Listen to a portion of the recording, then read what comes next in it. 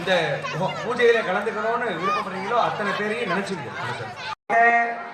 ஆகாமி துட்டாரிட்டு ஆக்கிட்டாங்க.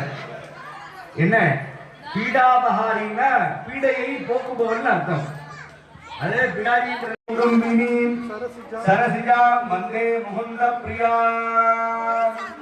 ஓம் ஸ்ரீம் ஹ்ரீம் ஸ்ரீம் ஸ்நானம் ஸ்நானானந்தரவாசமனம் சமர்ப்பயாமி வச்சுட்டு 3 முறை அக்ஷர மஞ்சள் அரிசி போடுவோம் அம்பாள் பாதத்துல.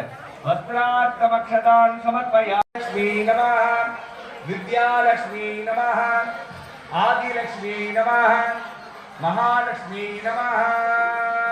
குலதெய்வ வரவழைச்சாச்சு. பிரத்யட்சமா உங்க மனசுல உள்ள அம்பாள் பிரத்யட்சமா தீபத்துல உட்கார்ந்துருக்கா.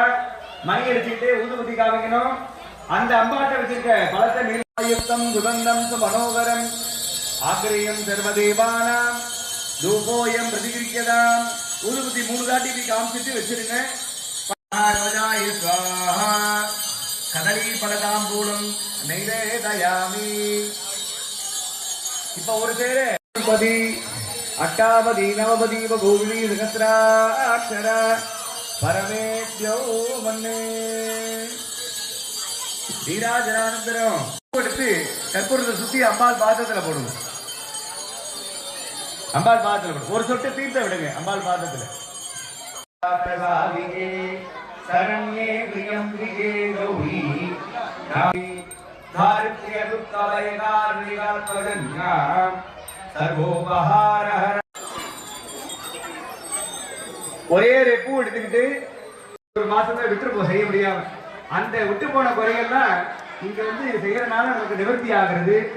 அம்பாள் பூ அந்த பூ அப்படின்னு வேண்டிட்டு வைக்கணும். கந்தோபரி ஹரித்ரார் குங்குமம் சமர்ப்பயாமி.